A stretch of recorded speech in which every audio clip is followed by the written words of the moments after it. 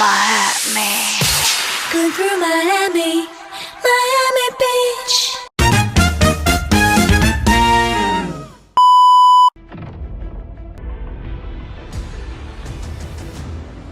Salut tout le monde, moi c'est Meta et bienvenue dans mon deuxième vlog.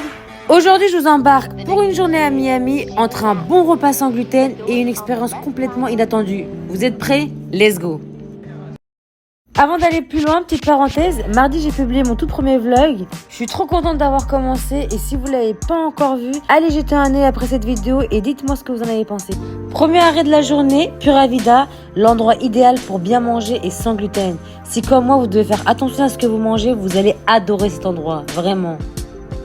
Prochain arrêt, Miami Beach pour un spectacle vraiment unique, la grande migration des éléphants. Alors non, ce ne sont pas des éléphants réels, mais les sculptures sont tellement impressionnantes qu'on dirait qu'elles sont réelles. C'est bon, je suis prête, j'ai pris mon sac, je sors. Il fait grave beau, il fait 28 degrés aujourd'hui. Vous imaginez? Il fait super beau. On est en novembre. Je crois que là en France et en Turquie, il neige. J'avoue que la neige là, elle me manque un petit peu, mais bon. Allez, c'est parti, on prend la voiture.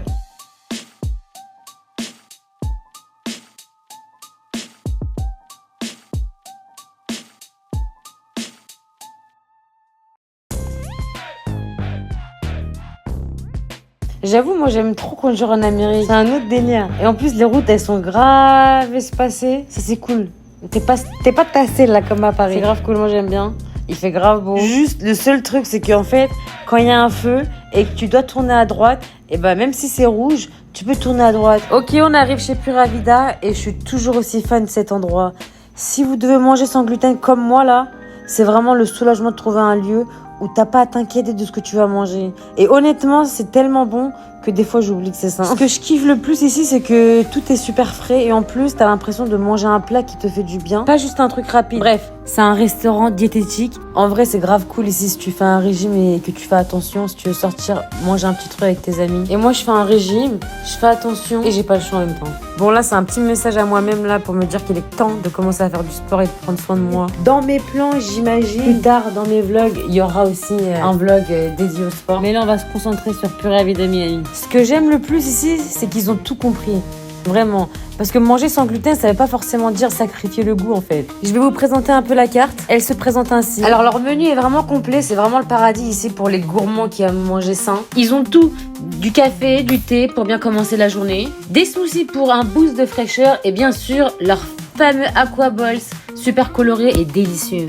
Si vous préférez un repas plus consistant, ils proposent aussi des all day breakfast, donc peu importe l'heure, vous pouvez commander des œufs, des toasts ou des pancakes. Et pour ceux qui aiment les options salées, il y a aussi des sandwichs, des wraps et de la salade qui donnent vraiment envie. Ils ont même des snacks pour une petite pause et un menu spécial pour des kids. Si vous venez en famille, c'est parfait. Franchement, c'est dur de choisir tellement que tout est bon ici.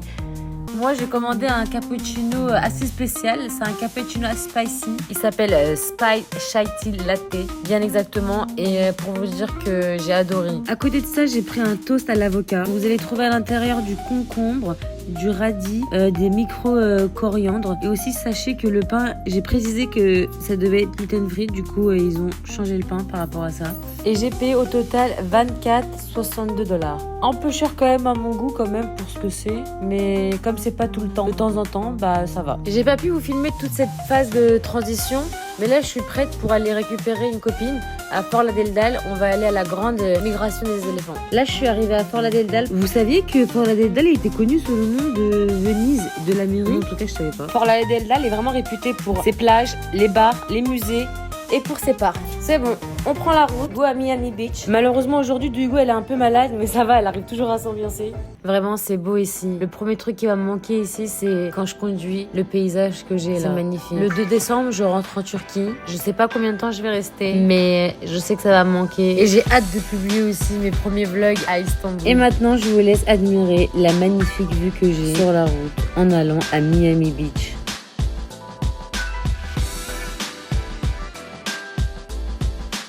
The next station is Shibuya. The doors on the left side will open.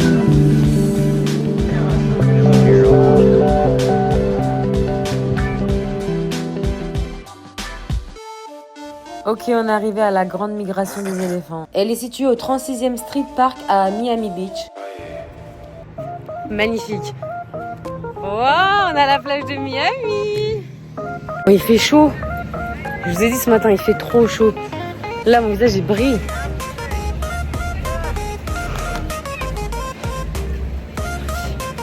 C'est parti.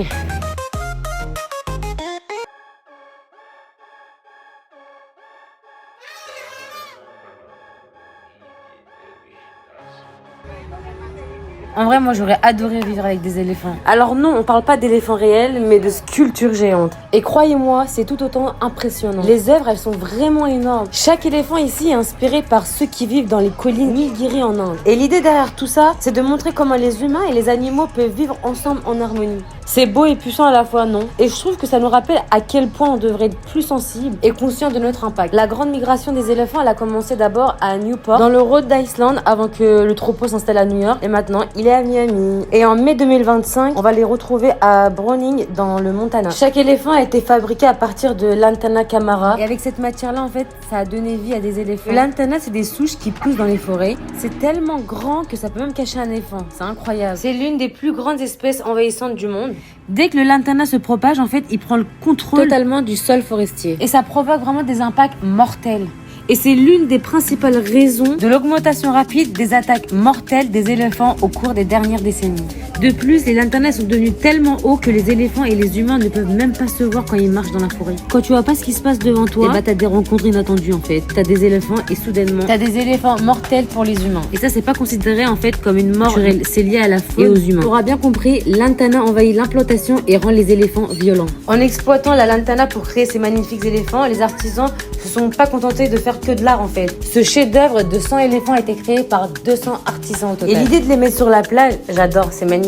Ça rajoute vraiment de la valeur et c'est pas tout le temps qu'on voit des éléphants sur la plage, surtout à Miami. Voilà, c'est tout pour moi pour ce deuxième vlog. J'espère que vous avez adoré cette exposition. En tout cas, moi, l'histoire m'a beaucoup touchée et m'a beaucoup plu. N'oubliez pas, l'expo est disponible jusqu'en mai 2025 à Miami Beach. Et aussi, au niveau des photos, best endroit pour prendre des super photos et des souvenirs uniques. Voilà, c'est tout pour moi. Alors, si vous avez aimé, n'oubliez pas de liker, commenter et partager. Je vous dis à bientôt. Allez, ciao!